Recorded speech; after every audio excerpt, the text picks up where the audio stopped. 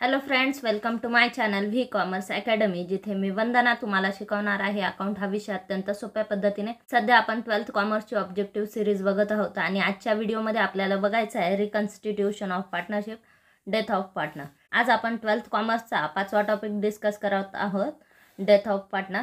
ठीक आहे, या टॉपिकचे ऑब्जेक्टिव्ह क्वेश्चन डिस्कस करायचे आहेत. ऑब्जेक्टिव्ह क्वेश्चनमध्ये first, select the most appropriate answer from the alternative given below and rewrite the sentence. First दिलं, benefit ratio is the ratio in which. आता या ठिकाणी बेनिफिट रेशो म्हणजेच गेन रेशो. आपण last टॉपिकमध्ये बऱ्यापैकी याचे सूत्र बघितले. बेनिफिट रेशो म्हणजे काय याचं सूत्र बघितलं. बेनिफिट रेशो म्हणजे रिटायरमेंट आणि डेथमुळे.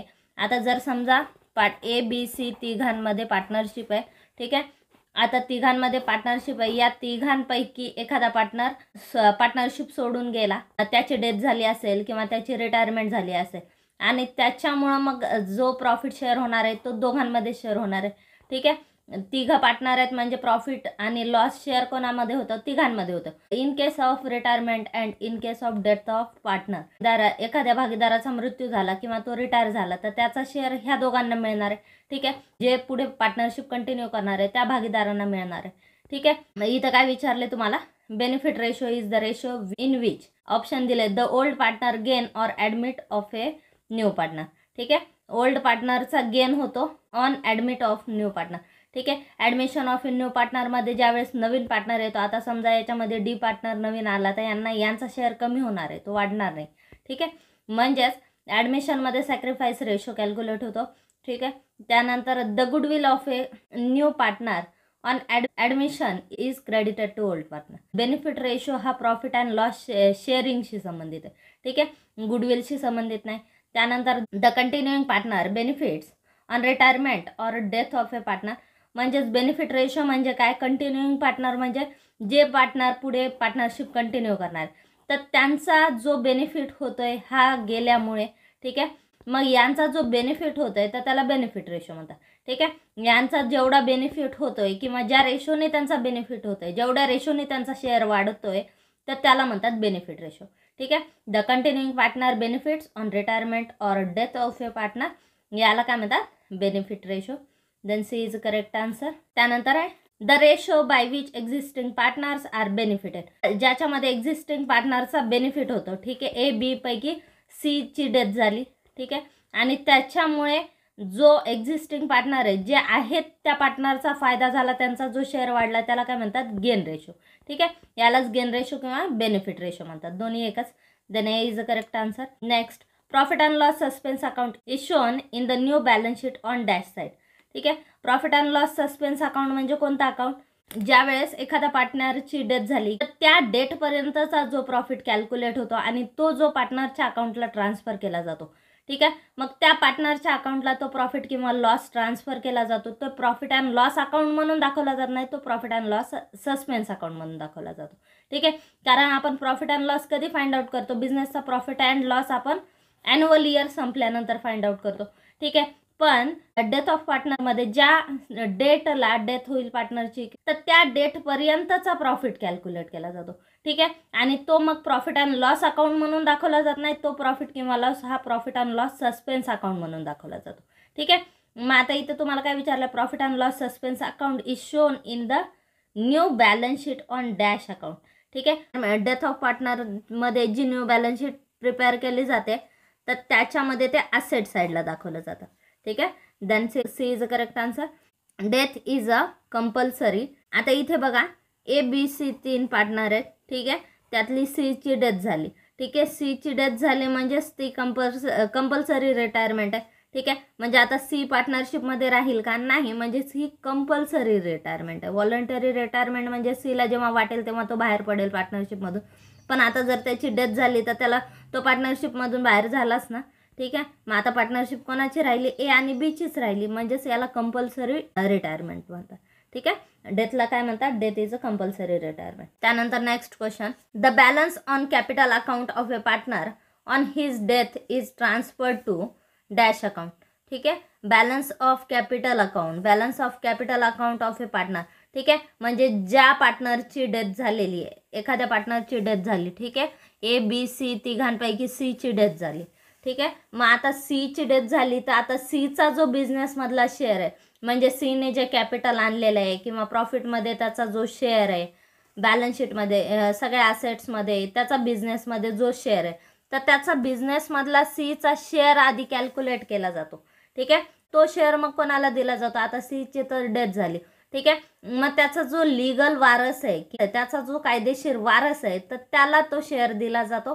ठीक आहे. मग यालाच काय म्हणतात? याला म्हणतात लिगल हेअर्स. ठीक आहे. लिगल हेअर किंवा एक्झिक्युटर. ठीक आहे. मग त्याचा शेअर जो आहे तर तो ट्रान्सफर कोणत्या अकाउंटला केला जातो? लिगल हेअर्स लोन किंवा एक्झिक्युटर्स लोन अकाउंट. ठीक आहे. ज्यावेळेस त्याचा लिगल वारस येईल तर त्यावेळेस त्याला तो शेअर दिला जातो. ठीक आहे. डेथ ऑफ पार्टनरमध्ये सीचा शेअर पूर्ण कॅल्क्युलेट केल्यानंतर बिझनेसमधला त्याचा सगळा शेअर कोणाला दिला जातो? Legal heirs. कोणत्या अकाउंटला ट्रान्सफर केला जातो? लिगल हेअर्स लोन किंवा एक्झिक्युटर लोन अकाउंटला ट्रान्सफर केला जातो. Then B is a correct answer. त्यानंतर next, write a word term phrase which can substitute each of the following statement. First दिलं excess of credit side over debit side of profit and loss adjustment account. ठीक आहे. त्याने excess of credit side सांगितले. Credit side जास्त आहे debit साइडपेक्षा. ठीक आहे. Credit side जास्त आहे म्हणजे डेबिटला बॅलन्सची अमाऊंट येणार, मग त्याला काय म्हणणार? त्याला म्हणणार क्रेडिट साइड ही इन्कमची साइड असते, डेबिट साइड ही एक्सपेन्सेसची साइड असते. किंवा क्रेडिटला आपण गेन दाखवतो, डेबिटला लॉसेस दाखवतो. गेन जास्त आहेत, लॉस कमी आहे, म्हणजेच तो आपला प्रॉफिट आहे. ठीक आहे. त्याने याला काय म्हणतात? रिव्हॅल्युएशन अकाउंटचा प्रॉफिट म्हणतात. ठीक, यालाच काय म्हणतात? Profit on revaluation account. त्यानंतर नेक्स्ट आहे, a person who represent the deceased partner on the death of the partner. म्हणजे ज्या वेळेस एखाद्या पार्टनरची डेथ झाली असेल त्याच्यानंतर जो डिसीज पार्टनरला रिप्रेझेंट करतो. ठीक आहे. म्हणजेच डिसीज पार्टनर म्हणजे मयत भागीदार. ठीक आहे. मयत भागीदाराला रिप्रेझेंट करतो म्हणजेच त्याचा वारसा दाखवतो. ठीक आहे. मग त्याला काय म्हणतात? एक्झिक्युटर म्हणतात. जो पार्टनरशिप फॉर्ममध्ये ज्या पार्टनरची एखाद्या पार्टनरची डेथ झाली असेल तर त्या पार्टनरचा जो बिझनेसमधला शेअर आहे त्याच्यावर अधिकार जो सांगतो किंवा वारसा सांगतो तर त्याला काय म्हणतात? त्याला लिगल हेअर म्हणतात किंवा एक्झिक्युटर म्हणतात. ठीक आहे. म्हणजेच पार्टनरशिप फॉर्ममध्ये जर एखाद्या भागीदाराचा मृत्यू झाला आणि त्या भागीदाराचा जो कायदेशीर वारस असेल तर त्याला काय म्हणतात? लिगल हेअर किंवा एक्झिक्युटर म्हणतात. ठीक आहे. Then a person who represents the deceased partner on the death of the partner is known as legal heir or executor. Next, accumulated past profit kept in the form of reserve. ठीक आहे. accumulated profit म्हणजे काय? accumulated profit म्हणजे संचय नफा. ठीक आहे. Past profit म्हणजे पास्ट पिरियडचा. ठीक आहे. मागच्या 2-4 वर्षाचा, 10 वर्षाचा जो प्रॉफिट आपण जमा करून ठेवलेला. ठीक आहे. राखीव ठेवला, रिझर्व म्हणून ठेवला, तर याला म्हणतात रिझर्व किंवा जनरल रिझर्व. मग याला काय म्हणतात? जनरल रिझर्व म्हणतात किंवा रिझर्व फंड देखील म्हणतात. त्यानंतर next, the partner who died. ज्या पार्टनरची डेथ झालेली आहे. ठीक आहे. ज्या पार्टनरची डेथ झालेली आहे तर त्याला काय म्हणतात? डिसीज्ड पार्टनर म्हणतात, म्हणजे मयत भागीदार. ठीक आहे.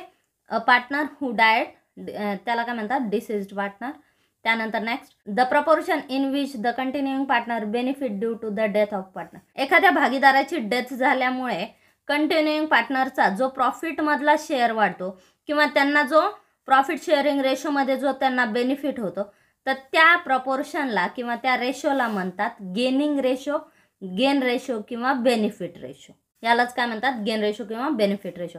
एखाद्या भागीदाराची डेथ झाली असेल किंवा एखादा भागीदार रिटायर झाला असेल तर जे कंटिन्युइंग पार्टनर आहेत, बाकीचे जे उरलेले पार्टनर आहेत, तर त्यांचा जो प्रॉफिट शेअरिंग रेशो वाढतो तर तो वाढलेला रेशो म्हणजेच त्यांचा बेनिफिट रेशो असतो. ठीक आहे. मग यालाच बेनिफिट रेशोला सिमिलर वर्ड काय? Gain ratio. त्यानंतर next, state whether the following statement are true or false with reason. ठीक आहे. A deceased partner is not entitled to goodwill of the firm. ठीक आहे.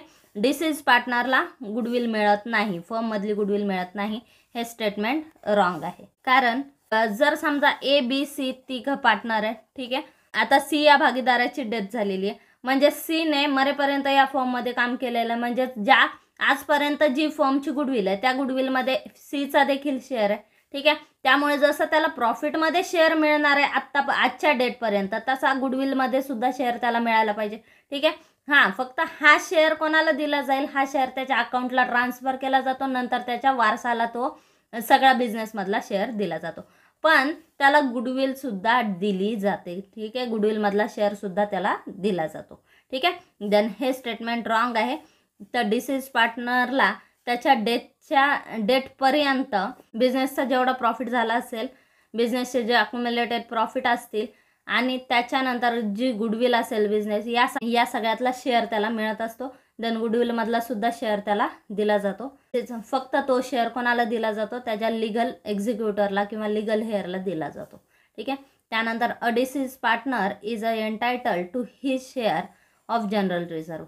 ठीक आहे. जनरल रिझर्व्ह म्हणजे काय की वर्षानुवर्ष जो बिझनेसला प्रॉफिट होत असतो तर त्यातला काही प्रॉफिट राखीव ठेवला जातो. ठीक आहे. बिझनेसमध्ये अडीनडीला तो पैसा वापरता यावा यासाठी दरवर्षी काय केले जाते, फर्मच्या प्रॉफिटमधला काही शेअर बाजूला काढून ठेवला जातो, राखीव ठेवला जातो, रिझर्व्ह ठेवला जातो. यालाच म्हणतात जनरल रिझर्व्ह.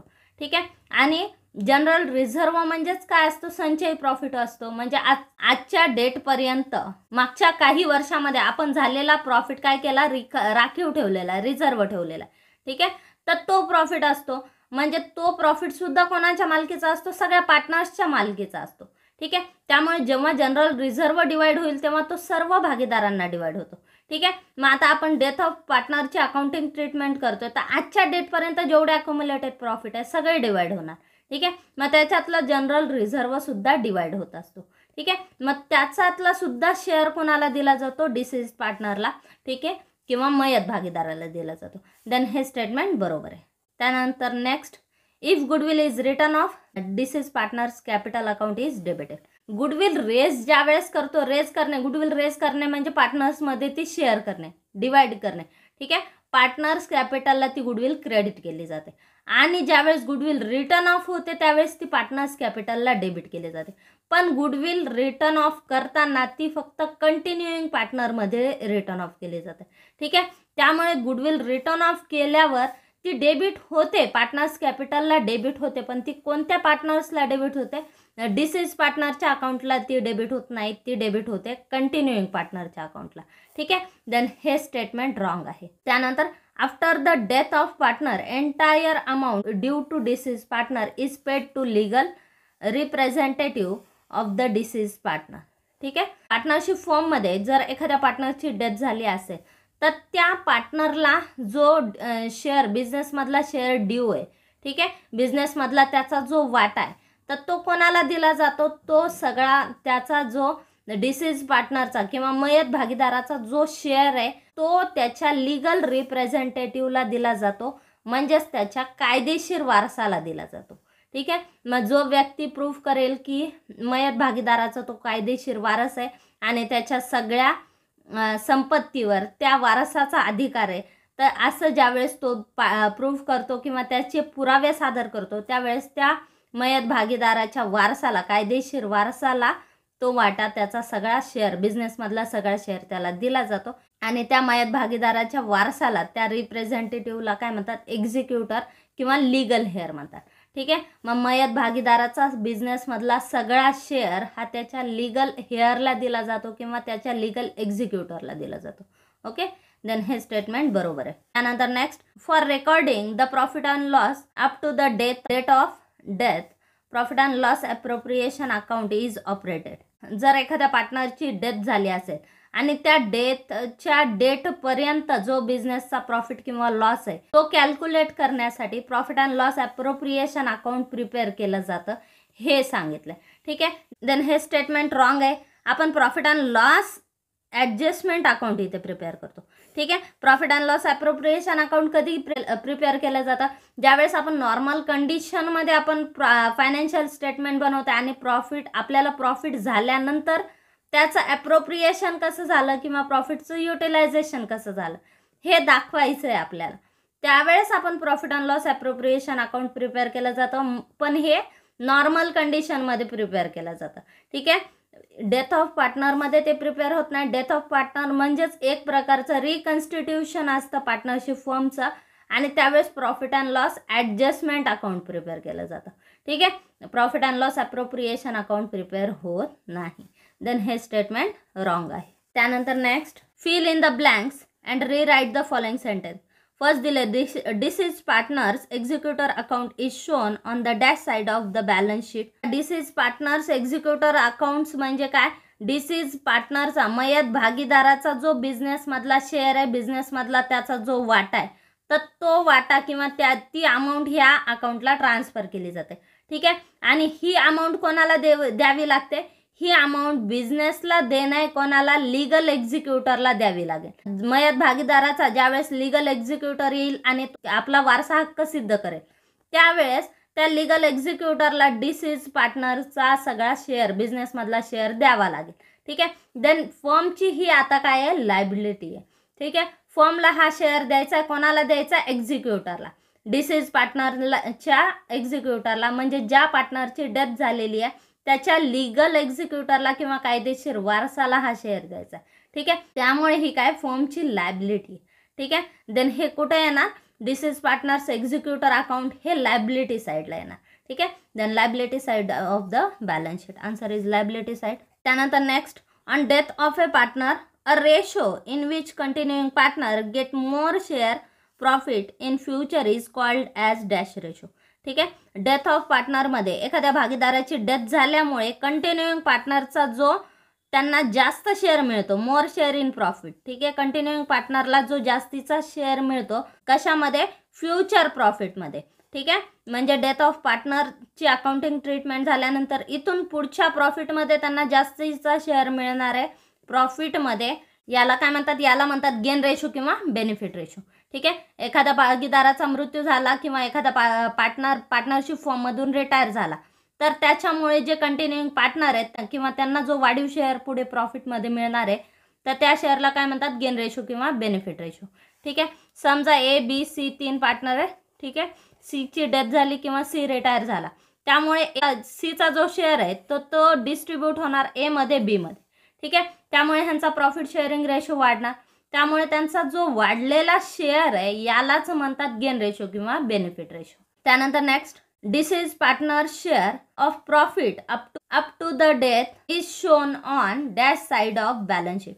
ठीक आहे. डिसीज पार्टनरचा शेअर कशामधला? प्रॉफिटमधला. कधीपर्यंत? डेथपर्यंत. एखाद्या भागीदाराचा मृत्यू झालेला आहे. ठीक आहे. ए बी सी तिघांमध्ये, 3 भागीदारामध्ये सीचा मृत्यू झाला. ठीक आहे. मग सीचा ज्या दिवशी मृत्यू झालेला त्या डेटच्या आधीचा प्रॉफिट त्याच्यावर त्याचा अधिकार आहे, कारण त्याने त्याच्यासाठी मेहनत केलेली होती. ठीक आहे. त्यामुळे या प्रॉफिटवर त्याचा अधिकार आहे. ठीक आहे. त्यामुळे तो शेअर दाखवला जातो प्रॉफिट अँड लॉस सस्पेन्स अकाउंटला. ठीक आहे. मग सीचा शेअर कुठे दाखवला जातो? प्रॉफिट अँड लॉस सस्पेन्स अकाउंटला. आणि तो कुठे दाखवला जातो? बॅलन्स शीटच्या असेट साईडला दाखवला जातो. ठीक आहे. Profit and loss suspense account कुठे दाखवला जातं? बॅलन्स शीटच्या असेट साईडला दाखवलं जातं. त्यानंतर आहे बेनिफिट रेशोचं सूत्र आपल्याला विचारलेले. Benefit ratio is equal to new ratio less किंवा मायनस ओल्ड रेशो. ठीक आहे. त्यानंतर next, when goodwill is raised at its full value and it is return of dash account is to be credited. आता या ठिकाणी काय सांगितलं? Goodwill raise केली. गुडविल रेजच्या एंट्रीमध्ये गुडविल अकाउंट डेबिट होतं आणि ती गुडविल ट्रान्सफर केली जाते ऑल पार्टनर्स अकाउंटला. ठीक आहे. मग गुडविल रेजच्या एंट्रीमध्ये गुडविल अकाउंट डेबिट होतं आणि पार्टनर्स कॅपिटल क्रेडिट होतं at its full value and it is return of. जेव्हा ती रिटर्न ऑफ होते तेव्हा ती काय केली जाते? तेव्हा ती गुडविल क्रेडिट होते. ठीक आहे. रेजच्या एंट्रीमध्ये डेबिट झाली आणि रिटर्न ऑफमध्ये ती क्रेडिट होते. मग कोणतं अकाउंट डेबिट होतं? तर तिथे डेबिट होतं पार्टनर्स कॅपिटल अकाउंट. ठीक आहे. म्हणजेच एंट्री रिटर्न ऑफमध्ये एंट्री काय होते? Partners capital account debit to goodwill account. ठीक आहे. म्हणजेच इथं तुम्हाला क्रेडिट अकाउंट विचारलंय, म्हणजे क्रेडिट कोणतं अकाउंट झालं? इथे गुडविल अकाउंट. ठीक आहे. गुडविल रेजची एंट्री काय होते? Goodwill account debit to partners capital account. आणि ज्यावेळेस गुडविल रिटर्न ऑफ होते त्यावेळेस एंट्री होते partners capital account debit to goodwill account. Okay. आणि ही गुडविल कोणाच्या अकाउंटला रिटर्न ऑफ केली जाते? रेज करताना ती ऑल पार्टनर्सला ट्रान्सफर केली जाते आणि ज्यावेळेस रिटर्न ऑफ होते त्यावेळेस फक्त कंटिन्युइंग पार्टनरच्या अकाउंटला ती डेबिट केली जाते. ओके. म्हणजेच एंट्री काय होते? Continuing partner account debit to goodwill account. ठीक आहे. रिटर्न ऑफमध्ये एंट्री काय होते? जे partner continuing partner account debit to goodwill account. ठीक आहे. इथे डेबिट कोणता अकाउंट होणार? Goodwill account. ठीक आहे. When goodwill is raised at its full value and it is return off goodwill account is to be credited. Okay. तर हे झाले आपल्या 12th कॉमर्समधील डेथ ऑफ पार्टनर या टॉपिकचे काही ऑब्जेक्टिव्ह क्वेश्चन. हा व्हिडिओ तुम्हाला कसा वाटला हे कमेंट बॉक्समध्ये नक्की कळवा. आणि चॅनल अजून सबस्क्राईब केलं नसेल तर चॅनलला सबस्क्राईब करा, व्हिडिओला लाईक करा, शेअर करा आणि सबस्क्राईब करा. थँक्यू.